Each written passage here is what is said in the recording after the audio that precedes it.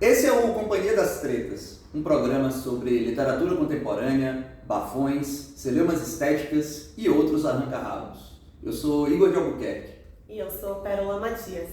E hoje a gente vai falar sobre o livro O Embranquecimento, Evandro Cruz Silva. O livro é uma novela narrado na voz de uma personagem feminina, acadêmica, historiadora da arte e que tem como centro dos seus estudos um quadro específico, muitos outros, mas esse é o que se destaca, que é o quadro A Redenção de Cã, do espanhol Modesto Brocos. Macária, esse é o nome da personagem, e eu não vou falar de onde veio esse nome e nem o que ele significa, porque isso está no livro, e a ideia desse programa é que vocês leiam o livro que a gente está falando sobre. Macária é filha de uma mãe negra, que é faxineira de uma universidade pública, e de um pai branco, que também é funcionário dessa universidade. E a trama se desenrola em torno de 3 núcleos principais da vida da Macária. Um é a relação acadêmica dela com a USP, onde ela desenvolve a vida profissional. A relação dela com essa família interracial, principalmente com a morte da mãe e o fato dela ter um pai adicto. E das relações conjugais dela com Hannah e Alberto. E aí, para começar, a gente queria dar um destaque para essa ideia de que tem um trisal no livro e que não é um trisal convencional, né? Como, por exemplo, a gente falou do trisal do livro da Mariana Salomão Carrara, né? Que acaba sendo uma família convencional, feliz. Esse trisal ele é bem desconstruído, é um trisal meio que mescla aquela coisa da vida acadêmica com a vida cotidiana ali, de outros núcleos, e isso é bem divertido, assim, de se pensar no livro. Fica a dica para vocês voltarem no outro vídeo que a gente fez sobre a Mariana Salomão Carrara e talvez até aprofundar essa questão do trisal aqui numa perspectiva e lá em outra. Sobre o Evandro, autor do livro, né, vale dizer que além de escritor, ele é sociólogo, e isso está bastante marcado no tom do livro. Como escritor, ele escreveu um livro de contos anteriormente e um livro de folhetim. Além disso, como ensaísta, ganhou o Prêmio da Serrote em 2020 e nessa revista, a Serrote, ele publica recorrentemente outros ensaios. O livro O Embranquecimento, um livro cheio de assuntos, coloca a gente para pensar em uma miríade de possibilidades, é contemporâneo, é urbano, é um livro que tem um tema central na discussão sobre o país, um tema central em nossa literatura, que é o racismo. E é uma novela ou é um romance? Eu acho que é a primeira questão que eu coloco para você, Pérola. Ele é catalogado, né, como um romance, mas é descrito, por exemplo, na orelha do livro, como uma novela. E aí, qual que é a diferença?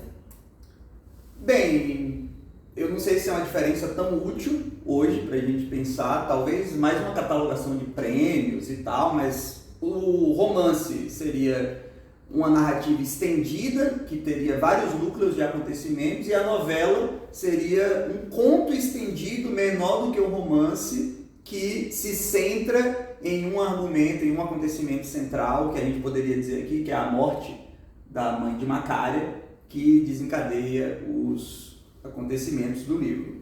Bem, novela ou não, é um livro engraçado, é um livro sarcástico, é um livro que tem um humor específico também, apesar da seriedade do tema, né?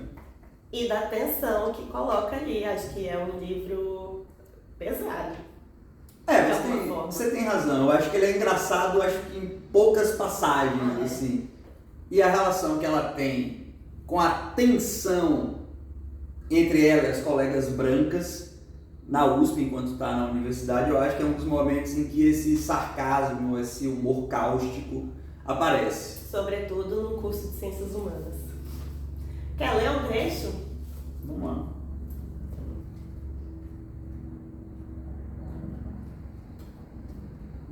Na sala de aula, as garotas brancas chegavam carregando ecobags com a frase "Pele negra, máscaras brancas", ilustrações de Angela Davis, o rosto de Carlos Marighella.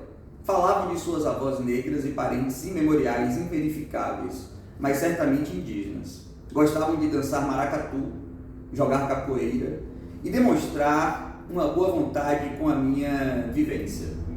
As pessoas do campus usavam a palavra vivência quando se referiam a alguma situação de racismo que elas pressupunham fazer parte da minha biografia, apenas por eu ser a única preta com que elas conversavam naquele curso desproporcionalmente branco.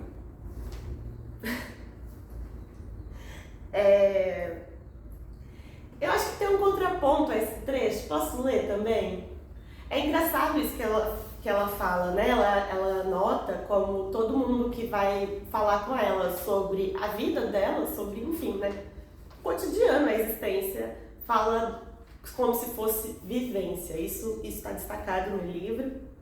E aí tem um momento que eu acho bastante sagaz, assim, que ela fala depois, assim: toda universitária negra, pobre e brasileira domina 3 línguas. A que falamos em casa, a que falamos quando os brancos querem falar com uma pessoa negra que se prestam a tentar entender, e a que falamos quando eles querem falar com outro branco, mesmo que você seja negra. Eu disse que o livro era engraçado. O livro não é engraçado, ele tem momentos engraçados, né? O humor, ele vem com uma força pujante, só que o tom é esse de contraponto o tempo inteiro, né? De tensão que se coloca e que atravessa toda a narrativa. Inclusive, saiu uma crítica a esse livro na revista 451, escrita pelo Paulo Roberto Pires, e que eu gostei bastante e que eu concordo com os principais argumentos do Paulo Roberto nesse texto, assim.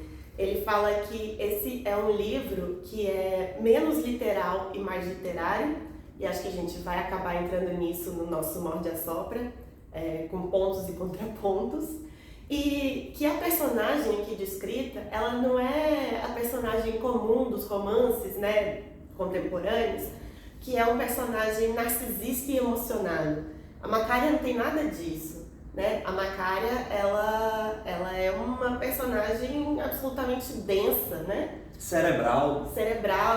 Ela parece que não relaxa em nenhum momento da vida, assim, né? Ela tem essa racionalização da coisa toda e uma visão que às vezes é como se ela quebrasse uma parede invisível da vida, assim, né? Saísse do corpo e visse alguma coisa assim de cima, ao mesmo tempo em que ela repara nas coisas muito ali no tete-a-tete do momento. Eu concordo com esse argumento do Paulo, de que o livro é mais literário do que literal, e vou falar sobre isso. Só discordo do título. Para mim o título é hiperliteral, O Embranquecimento, porque lendo o livro logo nas primeiras páginas, você vai entender que é isso mesmo, é o tema de pesquisa dela, é o quadro do Modesto Brocos e é como o livro se coloca o tempo inteiro. Então, o título é literal, na minha opinião. Então, vamos logo pro Morde a Sopra? Tá, eu vou assoprar primeiro. Assopra. Eu acho que uma das passagens do livro em que justamente o tema do embranquecimento aparece é também uma passagem em que a gente vê a técnica, a urdidura, o maquinário narrativo sendo desenvolvido no auge desse livro. Bem, antes de fazer o meu morde, do Morde a Sopra, vale a pena a gente dar uma olhada no quadro A Redenção de Cano, que é estudado pela protagonista do livro, historiadora da arte, e que é uma presença do começo ao final da narrativa. No quadro, a gente vê ao lado esquerdo uma matriarca negra, ao centro a sua filha com a pele mais clara e à direita o que seria o branco que embranqueceria essa linhagem negra que é diluída na figura, no tom de pele muito mais claro do filho deste casal que está no colo da figura central. Esse é o quadro que dá título ao livro, O Embranquecimento, dentro de uma perspectiva metafórica e sociológica. É um quadro ali, né, da segunda metade do século XIX e que ilustra essa política, esse pensamento ali da Primeira República.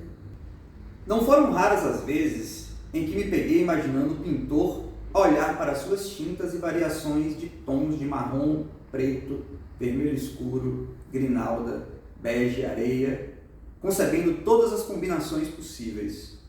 Sentado em um banco de madeira, sob a luz de velas, observando os tubos velhos de pigmentos, sentindo o cheiro da mistura de resina e óleo de linhaça, impregnado nas paredes de seu estúdio. Algum canto da casa de um mecenas do século XIX no Rio de Janeiro. Uma edição de A Lei do Contraste Simultâneo das Cores em sua mesa de trabalho, borrada por consultas intermitentes em meio a sessões febris de pintura. Noites e noites imaginando como representar na sua tela o corpo de mais uma mulher e o seu negror. Muitas vezes me perguntei quem eu seria naquela imagem paradigmática de família interracial brasileira. Às vezes me identificava com a mulher ao centro, o fruto da mestiçagem que aparece num destaque quase divino. Uma mulher negra, mas de pele clara, alguém capaz de gerar uma vida ainda mais branca. A prova cabal de que o embranquecimento está por vir, que só nos falta mais um esforço, mais um parto. Mas confesso que outras vezes não me identificava com nenhum dos personagens e nas noites em que esperava o guarda da biblioteca me expulsar para fechar todas as portas, imaginava-me sendo Brocos, escolhendo as tintas, observando cores, inventando cenários de mudança racial. Bem, nessa passagem em que temos o ponto central do estudo da personagem, a pintura de Modesto Brocos, e o nome do livro, O Embranquecimento, não temos apenas uma tematização.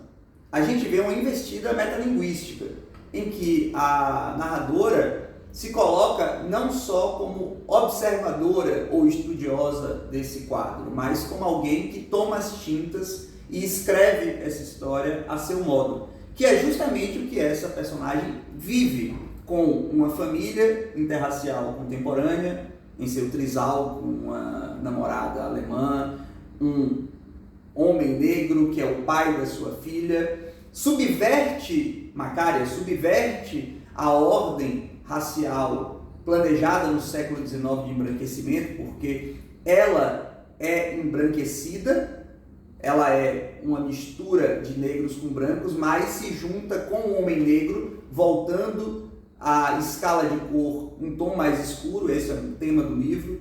Então aqui a gente vê vários níveis de leitura, como o autor faz a sua invenção literária através da imaginação da personagem que se coloca na máquina, no bastidor do pintor com as suas tintas, isso é novamente aqui a cor, só que pensada de uma maneira artificial, artificiosa, engenhosa. E para mim esse é o grande momento do livro em que a gente vê uma condensação de camadas, mas também uma dispersão dos assuntos, e uma coisa que essa minha leitura não esgota, porque é muito rica, é muito vária, e eu acho que aqui o Evandro foi muito rebuscado, muito competente como ficcionista. E agora eu vou morder. Vale falar que, né, assim como o Igor falou no último vídeo que a gente fez, no nosso último programa, que ele conhecia o Dan e que eles são amigos próximos, que ele leu o livro, né, antes mesmo do livro sair e tudo, eu também conheço o Evandro, mas não tenho esse nível de intimidade que, por exemplo, o Igor tem com o Dan. Fui no lançamento aqui em São Paulo, ela tem uma dedicatória, e é uma pessoa com quem eu interajo nas redes sociais, apesar de só ter visto pessoalmente nesse dia aqui do lançamento do livro. Mas enfim, vou morder. Pra mim, eu acho que o Evandro introduz os personagens de uma forma meio abrupta. Principalmente na cena do enterro da mãe da Macária, no velório, ela chega diretamente, né, da Alemanha, no Galeão não, como é que é? Guarulhos. E, né, é uma cena muito bruta, assim, né? A pessoa tá no exterior, recebe uma ligação, sua mãe morreu, ela sai do aeroporto, vai direto para o velório e sabe que ali vai encontrar diversas pessoas da família, né, da família estendida, tio, primo, os amigos e até o pai, que ela não via há muito tempo. Então os nomes vão sendo assim jogados, e aí eu fiquei um pouco, uou, peraí, quem é aqui? Quem é Ana? Quem é Alberto? Quem é Cláudio? Quem é Dalva? Quem é, enfim, sabe? Achei isso um pouco abrupto. Claro que, né, na leitura, ao longo da leitura, isso se resolve, você não se perde mais. E além desse núcleo principal, assim, né, que é o pai e as relações conjugais dela com a Hannah e com o Alberto, também tem muitos personagens no livro, assim, né? Eu acho que cada ocasião traz um personagem com nome, com feição, que você vai se relacionando assim. Depois esse personagem, ele acaba saindo de cena, né? Já começa, por exemplo, com o motorista do Uber, que traz ela do aeroporto até o velório. Depois tem um cara que ela conheceu no MSN, que ela se encontra e que ela trata desse episódio, né? O Douglas. Tem uma outra figura que ela encontra na Cracolândia, na Praça Princesa Isabel, quando a Cracolândia ainda era na Praça Princesa Isabel, que é a Pamela, aí que ela acaba tendo, né, ali uma tarde com essa personagem que funciona como uma espécie de oráculo. E, enfim, acaba que são muitos personagens assim pra gente sintetizar, e acho que esse é o meu molde, apesar de, enfim, ao longo da leitura isso dá certo e você conseguir entrar sem problema nenhum. Muito bem, muito bem. Depois de morder, assopre, Dona Pérola. Vamos lá, vamos ver se eu vou conseguir falar tudo que eu tenho para falar no meu Assombra. Em primeiro lugar, é um livro ousado no sentido de ter um homem escrevendo na voz de uma mulher, né? Isso foi uma das coisas que eu fiquei mais atenta ao longo da leitura para ver se ia ter uma espécie de derrapada. Perdão, Evandro, mas enfim, né? É inevitável. Apesar de eu ser uma mulher branca e a Macaria ser uma mulher negra, o que muda totalmente a existência no mundo. Mas, mesmo assim, tem momentos em que você sente ali, né? Nossa, toda mulher tem esses problemas. Acho que uma cena muito boa disso, muito sensível, é quando ela chega de viagem da Alemanha, vai pro velório, e aí tem toda aquela burocracia imensa, né? Assim, além de estar ali com os parentes todos, de agora vai o enterro, agora você tem que ir ali ver um negócio do caixão, sabe? Aquela burocracia infinita que tem em torno da morte. E uma hora ela chega em casa, finalmente, e ela vai fazer um xixi, e ela abaixa as calças, tá ali no vaso, e ela olha pra calcinha e fala, nossa, tem 40 horas que eu não troco essa calcinha, e que sabe que é nesses momentos que a Candidíase dá as caras, e ela fala sobre essa questão, assim, de uma forma muito natural, e é impossível não se identificar e dar uma risada ali. Vou ler esse trechinho assim. Só agora, sentada na privada, com uma calcinha que não troco há mais de 40 horas, enrolada acima dos meus tornozelos e sentindo a candidíase que me ataca nos períodos de ansiedade, é que pude organizar minimamente os pensamentos. Não respondo nenhuma das mensagens. Abro o armário do banheiro e busco o frasco do Milrilex 30mg, engulo uns comprimidos com a ajuda da água do chuveiro. A relação dela com os remédios também é uma coisa a se notar, mas não vou falar sobre isso. E como a gente comentou, a Macaria é uma personagem um tanto tensa, né? Você quase que não relaxa com ela, assim. Ela vive num estado de atenção constante. E eu acho que aí entra a questão dela ser uma mulher negra existindo nesse mundo, classe média. E ela percebe isso muito cedo, desde a infância, no colégio, onde ela tinha bolsa. E ela também consegue, né, aquela coisa que a gente fala do zoom in, do zoom out, das visões dela, ela percebe isso muito cedo e ela sabe como lidar com isso. E como reagir e entrar nesse jogo de verem ela como uma espécie de pessoa exótica, né? Uma visão turística sobre a vivência dela no mundo ou na vida, e ela sabe jogar com isso desde o colégio até a faculdade, que é quando encontra aquelas pessoas daquele ambiente super branco, classe média alta, do curso de humanas da USP, que é uma universidade pública elitista, etc., que olham para ela, você é das cotas, então nossa, vamos aprender de que mundo vem a Macaria. Ela sabe jogar com isso muito bem, inclusive porque, né, como ele mesmo diz, ela mesma diz, no caso, que o racismo é um tema da moda, né? E eu acho que isso tá...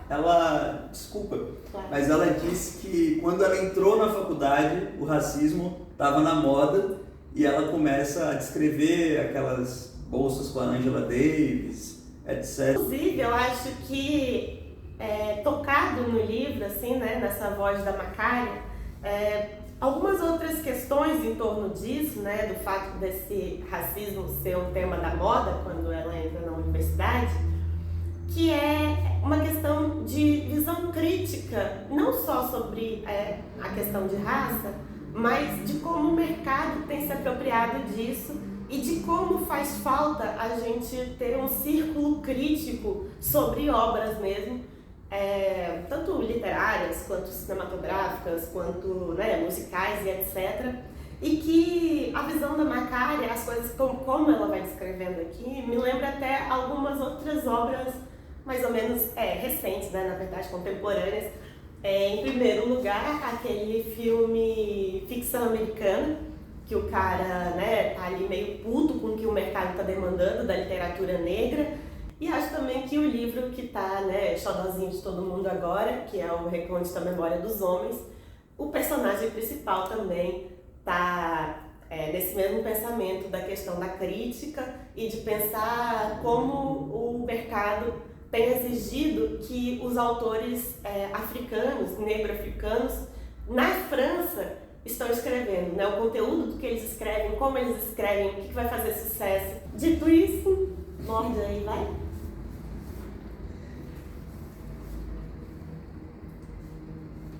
Eu vou morder em uma coisa que tem a ver com o que Pérola acabou de trazer, porque na última página do livro tem um depoimento do autor. E é um depoimento que eu acho desnecessário. Eu acho que o ficcionista não deve pedir desculpa, que é esse o tom para mim da última página, sobre o que está escrevendo, no caso, ter se apropriado do lugar de fala de uma mulher negra, que não é o lugar dele. Então eu acho uma espécie de hipervigilância do ficcionismo, ou um tipo de bom-mocismo do autor que, enfim, para mim não combina muito. E também não gosto de uma espécie de explicação que ele dá, dizendo que o livro é sobre solidão. Acho que o livro é sobre várias coisas, então eu vou ler essa última nota, que para mim foi uma das coisas que me soaram estranhas. Escrevi esse livro para tentar encontrar a história de alguém que vive uma certa solidão e que não sabe muito bem como não vivê-la. Escolhi que esse alguém fosse uma mulher porque me interesso pela solidão feminina e porque não sei se consigo escrever sobre a minha. Outra coisa, para acabar meu morde desse livro que eu gostei muito de ter lido e de ter conversado sobre ele com Pérola, é que a edição veio cheia de erros ortográficos, gralhas, editoriais, e isso incomoda um pouco leitores chatos, e eu acho que incomoda todos os leitores. Espero que essa primeira edição venda muito rápido para que uma segunda corrigida apareça. Esse livro merece ser esgotado rapidamente nas prateleiras. Agora, eu acho que para terminar, assim, antes da gente falar da playlist, eu me identifico muito com a questão da Macaria acadêmica e como ela descreve aquele ambiente. Você se identificou? A kitnet do início do livro? Tudo! Né? Como ela vê, qual é a perspectiva de uma pessoa que está ali dando toda a sua energia, sua beleza, sua juventude para a vida acadêmica, e o que isso traz de volta para você.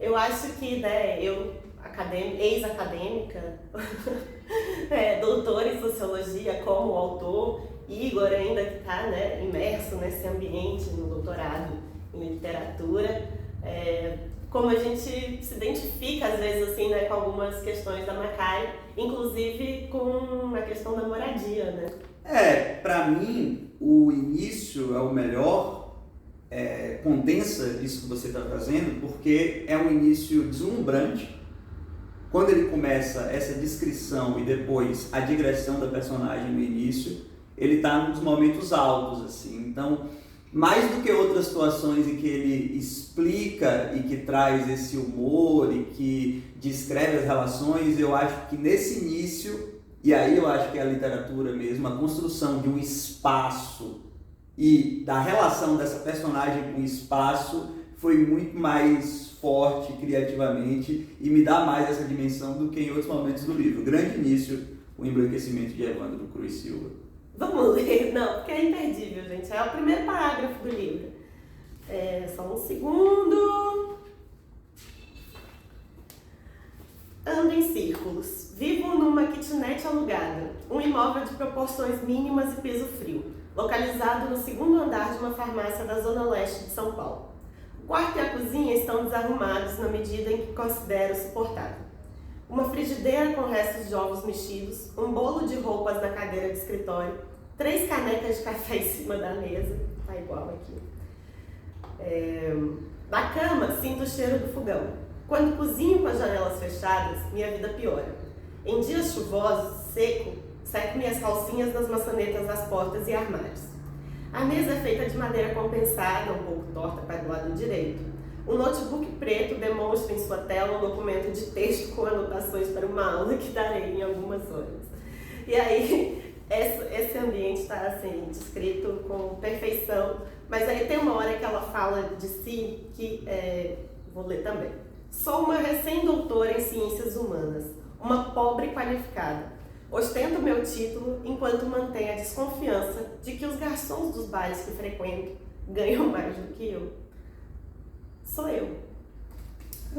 Esse é o começo do livro. Acho que a gente podia terminar o programa assim hoje. A gente termina com o começo.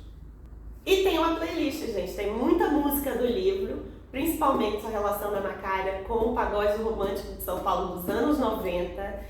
Ela é uma grande fã do Catinguelê, né? Ela canta A Lua Vai, depois ela bota um disco do Catinguelê no carro enquanto ela está dirigindo com a filha atrás. Depois tem uma viagem com trilha sonora também.